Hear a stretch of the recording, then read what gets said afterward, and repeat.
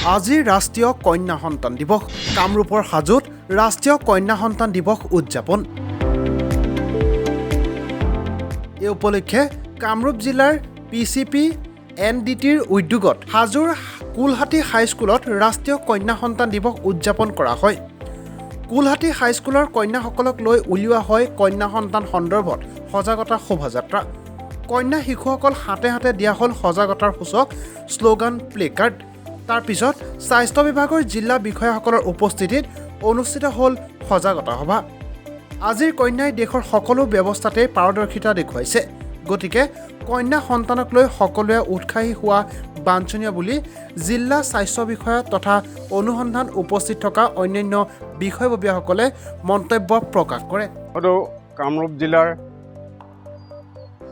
যিমানখিনি কন্যা শিশু আছে সকলো শিশুৰ প্ৰতি সন্মান জনাই সকলোকে সম্ভাষণ জনাই আজি আমি ইয়াতে যিটো অনুষ্ঠান কৰিছোঁ ৰাষ্ট্ৰীয় কন্যা দিৱস কাৰ্যসূচী, সেই কাৰ্যসূচীত ডক্টৰ গৌৰাংগই কোৱাৰ নিচিনাকৈ আমি সদৌ কামৰূপ জিলাত যিমানখিনি কন্যা আছে সকলো কন্যাৰ প্ৰতি যাতে সুদৃষ্টি ৰাখি তেওঁলোকৰ প্ৰতি যিখিনি চৰকাৰী আঁচনি আছে, সা সুবিধা আছে বা তেওঁলোকক আমি কেনেকৈ সৰুৰ পৰা লালন পালন কৰি ডাঙৰ কৰিব লাগে, তেওঁলোকৰ প্ৰতিটো ক্ষেত্ৰতে প্ৰতিটো ষ্টেপতে তেওঁলোকক সুৰক্ষা দিব লাগে, শিক্ষা সুৰক্ষা আৰু তেওঁলোকক সযত্নে সন্মানৰ প্ৰতি আগুৱাই নিয়াত আমি যাতে অগ্ৰগণী হওঁ, সেই উদ্দেশ্য হাতত ৰাখিয়েই ৰাষ্ট্ৰীয় কাৰ্যসূচীৰ এই দিৱসটো আমি কামৰূপ জিলাত আয়োজন কৰিছোঁ।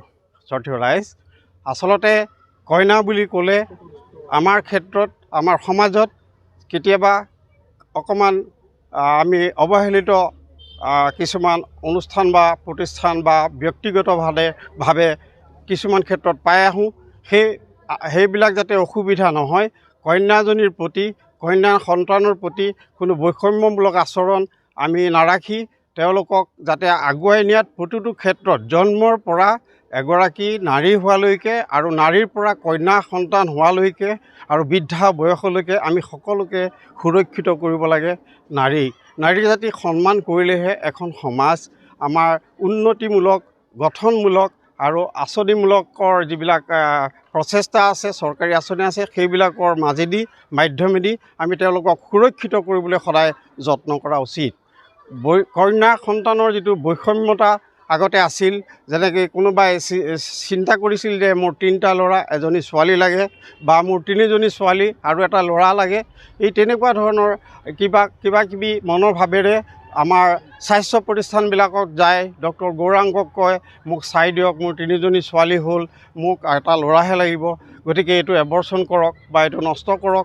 সেনেকুৱাবিলাক আঁচনিৰ ভিতৰত নাই।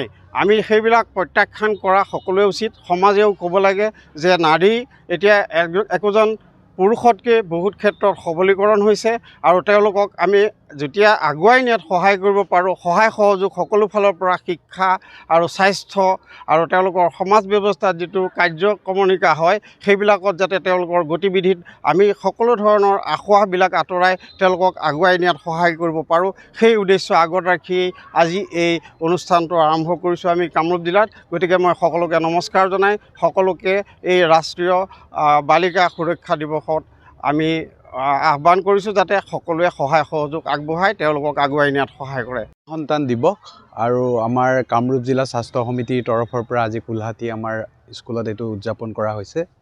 আৰু সাধাৰণতে এই দিৱসটো আমাৰ এইকাৰণে উদযাপন কৰা হয়, আমাৰ যিখিনি কন্যা সন্তানৰ প্ৰতি যিখিনি আমাৰ বৈষম্য আমাৰ সমাজ ব্যৱস্থাত আছিলে সেইটো যাতে আমি নিৰ্মূল কৰিব পাৰোঁ আৰু কন্যা সন্তানসকলক আমি তেওঁলোকৰ জন্মৰে পৰা যাতে সমদৃষ্টি তেওঁলোকৰ ওপৰত আমি নিক্ষেপ কৰিব পাৰোঁ আৰু সেই সমদৃষ্টি ৰাখি যদি আমি আগবাঢ়িব পাৰোঁ তেতিয়া সমাজখনৰ উত্তৰণৰ দিশত এক গুৰুত্বপূৰ্ণ ভূমিকা পালন কৰিব। আৰু এইটো কথা খুব ভালদৰে লক্ষ্য কৰা হৈছে। আৰু আপোনালোকে জানেই যে এটা সময় আছিলে যে আমাৰ কন্যা সন্তানবিলাকৰ ক্ষেত্ৰত গৰ্ভপাতৰ ক্ষেত্ৰতে হওক বা আন কিছু ক্ষেত্ৰতে হওক বেলেগ ধৰণৰ এটা চিন্তা চৰ্চা মানুহে কৰিছিলে, কিন্তু লাহে লাহে সেইটো দূৰীকৰণ হৈছে।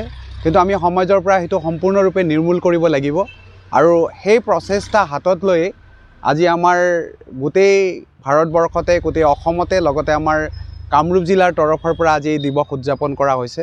আমি আশা ৰাখিছোঁ যে অনাগত দিনবোৰত আমাৰ যিসকল কন্যা সন্তান আমাৰ জন্ম হ'ব তেওঁলোকক যাতে আমি সমদৃষ্টি ৰাখিব পাৰোঁ তেওঁলোকৰ ওপৰত, আৰু সমাজৰ প্ৰতিজন ব্যক্তিয়ে এই ক্ষেত্ৰত যাতে সচেতন হয় যে আমাৰ শিশুসকল বা সন্তানসকল কইনাই হওক বা ল'ৰাই হওক যাতে আমি সমদৃষ্টি নিক্ষেপ কৰোঁ আৰু আমি এখন সুস্থ সমাজ সবল সমাজ গঢ় দিব পাৰোঁ।